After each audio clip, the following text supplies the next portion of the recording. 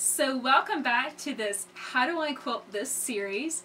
I hope you have been enjoying the other two videos, the other two parts of this series on stitching in the ditch and all over quilting. But now it's time to stitch it up a notch. We're going to really take this quilt and have some fun with it because we're going to do something with it called section quilting. And section quilting is really neat because we're going to actually combine stitch in the ditch with filler quilting. So we're going to use several different beginner level free motion filler designs to fill this quilt in a really cool way. So what is section quilting? Well, it's a term that I use that really just kind of defines quilting each area in a different way. Now, all over quilting, of course, covered the whole quilt. Section quilting is quilting each section differently. So, how do I really do this? What's my game plan? You know, I like to create a game plan before I get started. So the first step with this quilt is actually very, very similar to the first quilt, stitching in the ditch, because we really need the quilt top to be stable and we need to get all those pins out of our way before we start filling. So the first step I'm going to do is actually exactly like the stitch in the ditch. I'm going to start in the sashing and I'm going to stitch around each block. And I'm going to just bounce across the sashing lines here in order to not have to break thread. So once I get that secure, then I am actually going to stitch in the ditch around each applique shape. Why am I doing that? Well, the reason for it is that filler quilting usually uses all of the areas, all of the boundary lines of the background. So let's say the areas around each block and of course the lines around each applique. And we use those lines to travel along to move from one area of the filler design to another. If we did not stitch it in the ditch, I promise you this quilt wouldn't look very good. It just wouldn't be consistently quilted. So the first step is, of course, to secure your quilt using stitch in the ditch. Once you do that, then we're going to start from the center filling each block. And we're going to fill each block with a different filler design. Once we get that done, then we'll move on to the border, to the sashing first, and we'll pick another filler design for the sashing, then finally finish off the borders with a final filler design around all of these cool circles. So that's the basic game plan. I'll definitely explain more of why we use the stitch in the ditch around each block, and I'm sure it will become more clear as we get started. So let's go take this quilt off the wall, go base it up, and get it on the machine for some really cool free motion quilting. So now we're ready to get started section quilting this quilt, and as you can see I went on ahead and stitched in the ditch around the actual block. And here I'll back up so that way you can see it a little bit better. I've stitched in the ditch around the actual block because you've already seen that in the stitching in the ditch section of this video series. So now it's time to actually fill the block itself with a free motion filler design. And I'm actually going to fill this block with Lollipop Chain on a small scale. So it's the exact same design that we played with in the all over quilting section of the video series, only this time we're now stitching it on a very small scale, fitting it around in this background. So let's get started.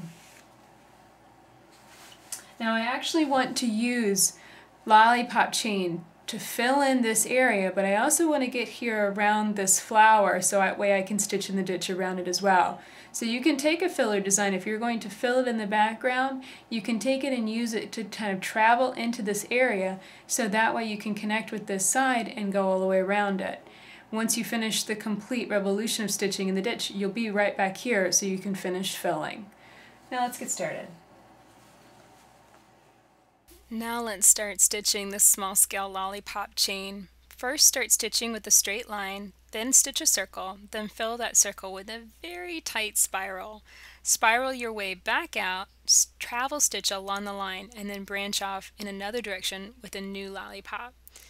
You can already see how much smaller and tighter this lollipop chain is in comparison to the larger scale version we used in all over quilting in part 2. There's on average about 1/8 of an inch of space between the lines of quilting, and this makes the design fit much better in this tight, complex area. I've mentioned complicated areas many times in the last year of the project, and this area I'm filling right now is a great example of this. Fillers can most definitely be used in these areas as long as you can shrink them down to fit properly. Some great designs to stitch in these areas are independent designs like this lollipop chain you see here, pivoting designs like paisley or pointy paisley, and echoing designs like echo shell or trippy triangles. Those are good choices because you can shrink the design down and make it smaller, but it will still look the same way as it would if you stitched it really, really big. Now you can see I'm going to be butting my line up right against this circle. And I'm actually stitching along the edge of the circle, and I even use it kind of as an area where I can stitch off of it. Like there I just stitched a half circle to fill that area and keep it consistent with the rest of the design. Now basically I'm just stitching in the ditch now around this applique, so that way it's secure and I can really kind of butt up my filler line against it anywhere along the block. So I'm just going to stitch this in the ditch, and if you remember back to the stitched in the ditch quilt that we did in part 1, you'll remember that I used a little line to connect the leaves to the stem. This time, instead of using that little line, I can just simply use the filler design I'm using. In this case, I'm using Lollipop Chain. I just stitch a few lollipops, connect with that leaf, stitch around it, and then travel back along the Lollipop Chain cluster in order to get back to the stem. And here you can see that again. When I get back to this area of the block, as I'm filling around it, I'll be able to fit in new lollipops around these lollipops connecting the leaves to the stem, and the whole design will continue to look very consistent. Now I'm just going to finish up stitching in the ditch all the way back to my starting point, and then continue to fill the background with more lollipop chain. I've had to continue stitching this whole thing on a very fast speed for this video simply because of my time limitation. It took around 1 hour to stitch this block, and actually it took around 1 hour to fill every single block in this quilt. So that lets you know really how time consuming this level of filling can be. Of course, you don't have to stitch it this densely. I could most definitely have stitched the lollipops a little bit bigger and it would have taken up less time and less thread, but I wanted these to be stitched fairly tightly. This is really the level of quilting I like to do on my quilts, but everybody has a different opinion on that, and I really hope that you'll feel free to play with many different scales and many different sizes of filler designs in your quilts. Now, Lollipop Chain is really worked in rows when you have a good amount of open space to work it into. So basically I'm working straight down this block and into that corner. Now I had to cut that there in order for you to see this tight section right here. But basically I just worked that straight down in a row into the corner of that block, filling that whole area consistently. Now I'm working back up in a row from the left back into the center, right around this circular flower shape, right along the stem and the leaves.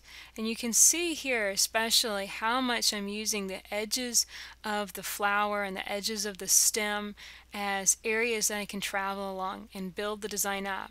It keeps the design looking very consistent, so there's not big open gaps, there's not weird areas where it looks like a lollipop should be there but isn't. As long as it's staying consistent, there's never going to be an area where your eye catches it and says, hey, you know, something should have been here. And that's why I stitch in the ditch around my quilt first when I'm section quilting, because the stitching in the ditch allows you to have kind of a boundary line around those shapes, around those piecing lines, that makes it able for you to stitch along it, to travel stitch, and use those areas to really move around your block. And here's what it looks like when you finish section quilting your block with Lollipop Chain.